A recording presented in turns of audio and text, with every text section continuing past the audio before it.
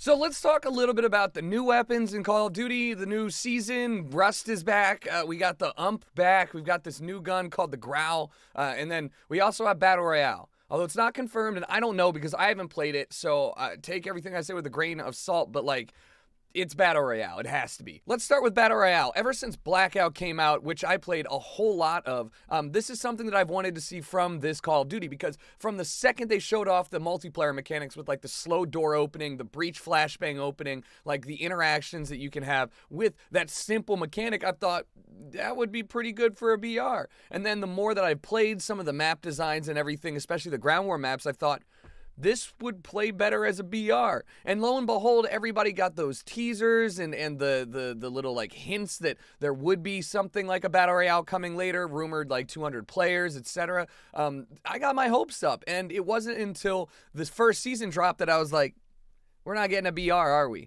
But they did surprise us. First things first, let's look at the basics. All right, the classified menu on the main menu of the game is clearly different from a co-op, from a multiplayer, from a single-player perspective. Otherwise, they would have put this new mode underneath one of those subsets.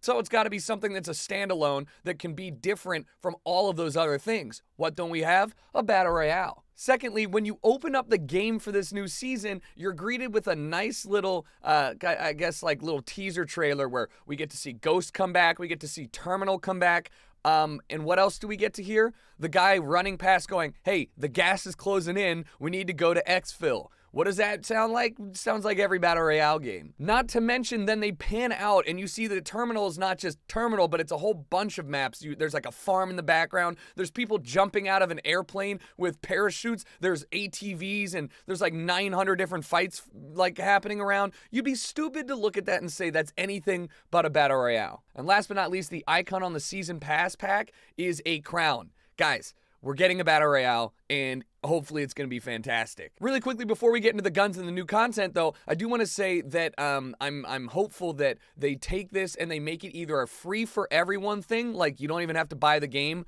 very unlikely, or they make it so it's a cheap buy that you can buy standalone, right? Like $15 for just the Battle Royale, because even though the player base is great right now, I'd like to see a lot of players that just want to play the BR buy into it, because truly I think this game could be a fantastic base for BR games. Okay, now let's talk about the new content. Honestly, there's not a lot of it. I'm going to just say it right now, especially compared to the first season, which even though we only got one of the maps up front, I just feel like you can't release slow drip content and have me, a casual player that only plays maybe once or twice a month, maybe 3 times a month, stay interested. You're not going to pull me back into the world of Call of Duty. But I will say that I am very thankful that Rust came back, and I continue to support their decision to bring old classic maps in instead of making garbage new ones, because they still don't like to do the 3-lane stuff. Rust is a clusterfuck.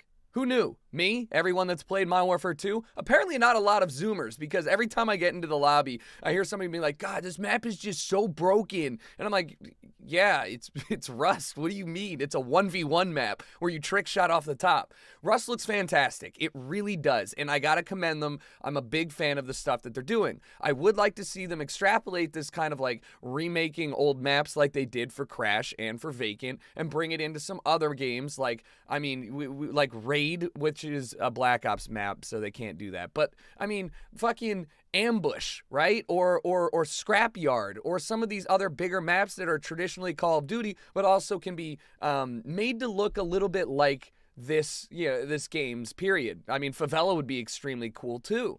And I get that they've added another new map into this, which was like a convenience store. It's like a grocery store kind of thing. I don't know. That map, pretty fun. Actually, they did a good job on it. So hats off to you. But I don't think that 2 guns and 2 maps are really enough for a multiplayer player, even though it's free. I would like to see some more stuff, but hey, that's just me. I understand they put a bunch of stuff into it and I'm complaining and I don't even play that much, but you know, that's just the way it goes. So another reason why I'm hoping for BR. But let's talk about the weapons, because these are the most confusing guns in the history of Call of Duty to ever be added. You guys remember when they added the Peacekeeper in to Black Ops 3, was it? Or was it 2? Basically, it was like an AR SMG hybrid.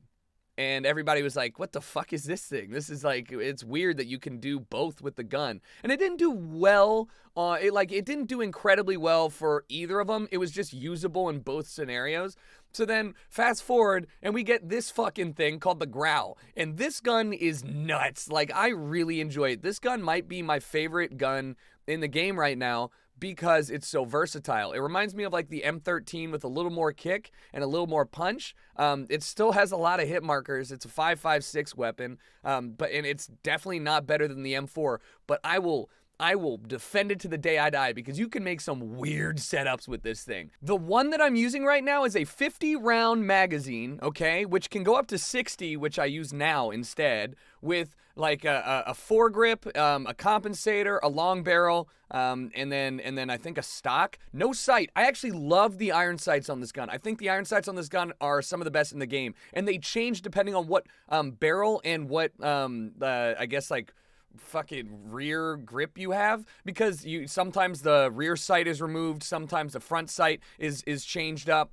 I love this gun. All right, let me show you some of the weird shit I got. This is the other class that I have. Does this look like an MP5K? It's smaller than any of the other SMGs. It's got a 60-round mag. It's 5.56, and it shreds. It's like my favorite SMG to use, but it's still an AR.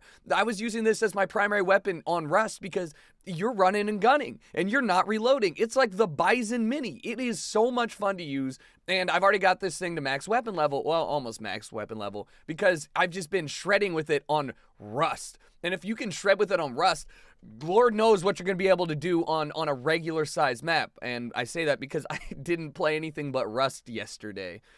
So moving forward, this gun is exactly what I like to see. I thought when I saw the gunsmith, we would get incredibly versatile weapons for every gun, right? Like the amount of grips that you could put, the amount of barrel attachments. I thought that these were going to drastically change the way every gun played depending on what scenario you wanted to kit it out for.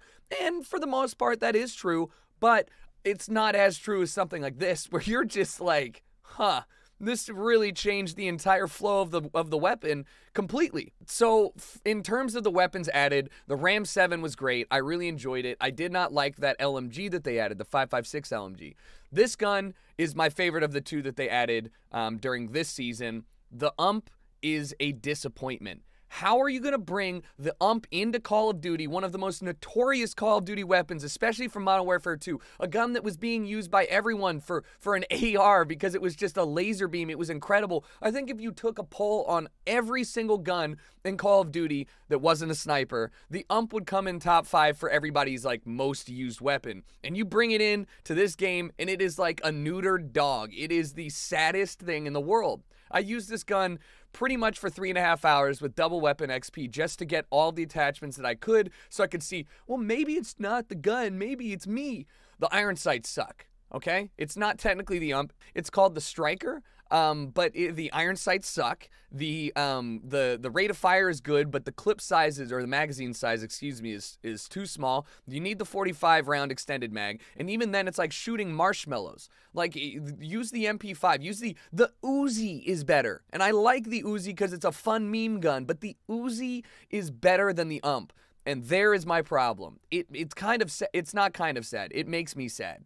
I am sad, personally, right now, because you brought in an incredibly classic. It'd be like putting in the intervention and making it have the same hit markers as the Car 98 does. You'd just be pissing people off. It's just like you give me all of this nostalgic hope, and then you took it away from me. So I'm not sure why they did that. Maybe because they thought like SMGs were a little too powerful already. But the MP5 is still just head and shoulders above everything else. I'm not really going to complain because I love the MP5, but looking at all the other SMGs, it's like all of the SMGs in the game, the MP5's up here, and then the UMP is down here. I would say it's probably the worst SMG in the game, and that's so sad to me. And I get it. You can't just have everything be overpowered. You can't just bring in DLC guns that you have to work for in order to make them, make them really strong so people play the game more. That would piss me off. But man, yeah, I don't know, man. I don't know why they did that. So I've tried everything I can with it. I mean, there's probably a situation in which this gun is really good. Don't say hardcore. The amount of people that are like, well, the gun's good in hardcore. Bro, flashbangs are good in hardcore. You kill people with flashbang grenades, okay? Everything kills in hardcore. I don't care about it. It's just like, I'm sad from a nostalgic point of view because I really thought that this was going to be something that I would use the shit out of. And instead, here I am running around with the Growl, which I think people are saying is the SG, whatever it is. It's just crazy to me that there's still no gun that trumps the M4, even though it keeps getting like nerfed, air quotes, and people keep basically Infinity Ward keeps going like, yeah, we're gonna fix it, and then they just like make a couple minor changes, and I use it, and I'm like, this thing is still the greatest gun in the history of Call of Duty. It's this Call of Duty's ACR, it's this Call of Duty's M16. So I'm just glad that the Growl at least feels like it can sort of keep up.